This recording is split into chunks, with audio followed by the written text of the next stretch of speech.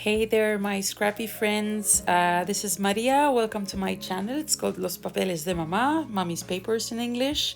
And I'm here today with my first Project Life, monthly Project Life video process. So I've explained back in my channel, I have a few videos explaining this project. I've always wanted to do Project Life, but I've always thought it was such a big project to just start. And I do a lot of scrapbooking, I do traveler's notebooks, I journal, I do layouts when I have photos that I like and I want to document in a special way. And I've always thought that Project Life was a bit too big for me. But I've always wanted to do it because I have followed a lot of scrapbookers who do Project Life, and I just love the idea and I love how it turns out.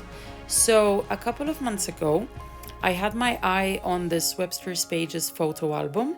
They came out with this beautiful photo album, these beautiful photo albums. And the idea was that you store photos the way we used to do back in the day. But as soon as I saw it, I thought it would be a perfect project to just do a monthly Project Life. And it was funny because when I bought the album, I had no idea like how many covers it would have inside, and it ended up having enough covers to be able to do a monthly Project Life for 2 years in a row. So yeah, I thought this is perfect. I'll do a monthly Project Life and I'll have 2 years documented in one single album, and it's just great. So I did start it, and I bought the album a couple of months ago, as I said, so I had to catch up on the months. And as it was a very new project for me, I didn't want to film the process video because I wasn't very sure what the process was going to be like. My Project Life is going to be very photo heavy because I only have one spread to document the whole month. So it's definitely going to be photo heavy. I'm not going to have a lot of space for journaling or for decoration. So I did not film the first few months, but yesterday I sat down and I said, I'm going to try and film June and see how it goes. So you can see the process here that I'm going through. And it's a very simple process at the end of the day. You have to keep in mind a few things. So this is the way that I'm working this project. When I print the pictures, I make sure that I'm printing them a little bit smaller than each section of the folder, so it gives me enough space to use some patterned paper in the background and frame the pictures. That way I can add color to my project. Then another really important thing is to use small embellishments. So I like layouts because they give me a lot of space to play with my stash and use a lot of big embellishments. But a project like this calls for smaller embellishments because basically what you're doing is you are embellishing straight away on the picture, and you don't really get a lot of space to do more than that. So as you have seen so far, this is what I've been doing. I've been sticking the pictures, choosing papers. I wanted to make June quite colorful because it's the beginning of summer here in Spain, and yeah, I wanted to make it pretty colorful, so my choice of papers is a very bright one this time. For this project, I'm using scraps, literally. I open my scrap drawer and I use scraps as much as I can. I'm not cutting into any 12 by 12 paper. I'm trying to use up what I have and trying to make a dent in my stash as well. Then the stickers and stuff, that is new stuff. Most of it is new stuff that I bought a few weeks ago, and I was really looking forward to using it. Then I am also using those white cards, the one that you see on top in the top right left hand corner, the June card. I had a pack of Heidi Swap watercolor cards, I think they were, yeah. And the good thing about these cards is they were not dated. So you had the 2000, but you didn't have 2018 or 19. So I thought it was perfect. I could use these cards. And for now, the only thing that I'm doing is I am pasting just the numbers 20. But I do have in mind to use a little bit of watercolor because these cards were meant to be watercolored. So possibly towards the end of the year, towards the end of the project, I will use some watercolors.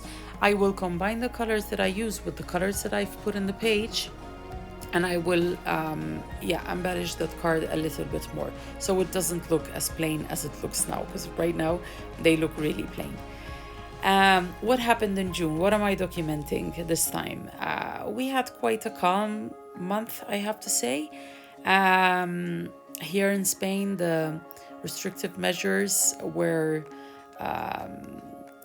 they were relaxed a little bit. So the first photo on the left, where you see Laura with an ice cream, that was after we passed the second phase of the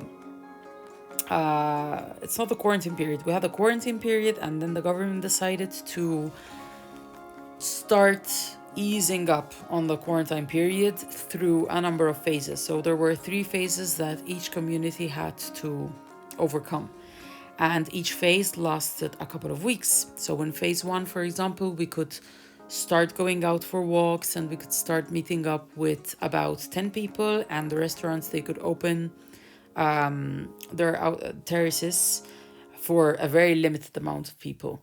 Then in phase 2, the big shopping centers opened up with a maximum amount of people, and wearing masks, etc. But we were looking forward to this, Laura and myself, because Laura grew up a lot during the quarantine, and she basically had nothing to wear. She had nothing to wear from last year. So we were dying for the shopping mall to open and just have a nice girls shopping spree.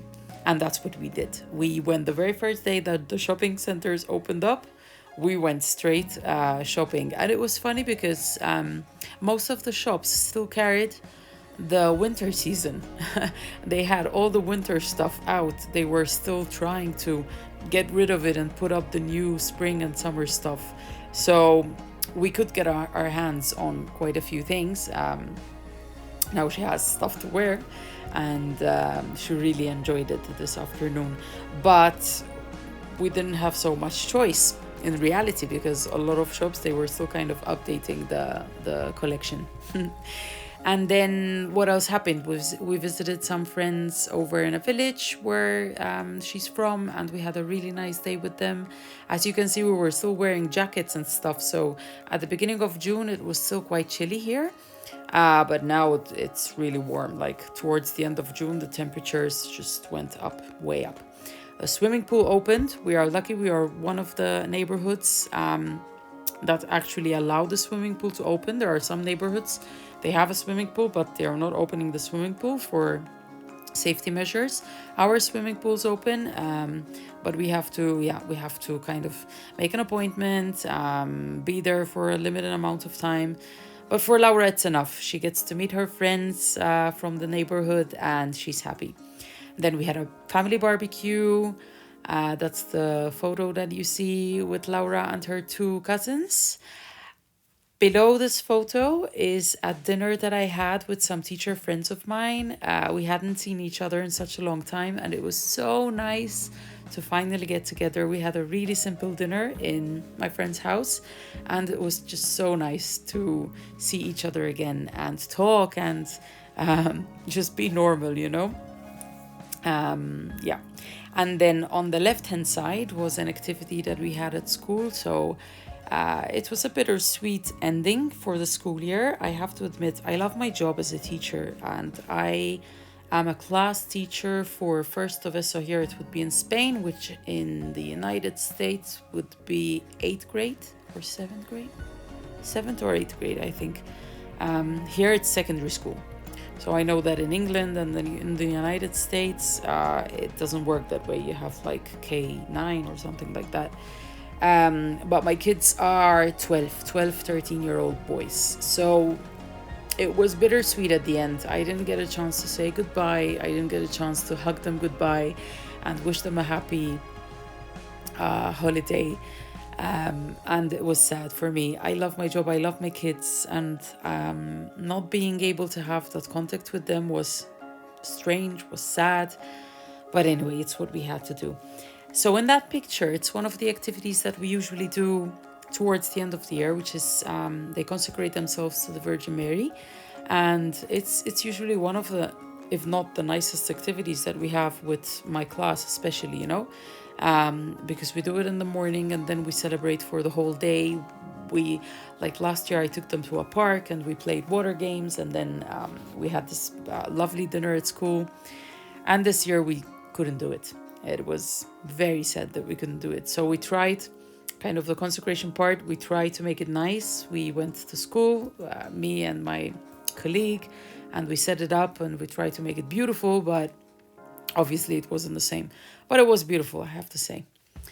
And yeah, that is it. So I'm sticking here, stickers here and there, very small things. I wrote my journaling on that card. So I usually try to create one card where I journal and I give an idea what the pictures are about, because if I look at them in 10 years time, I'm not going to have any idea what the pictures are about.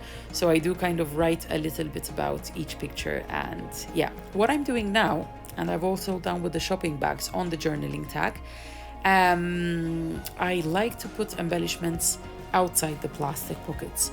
I like dimension in my projects, so putting the chipboard outside and putting a few of the embellishments outside, it gives the dimension that I like.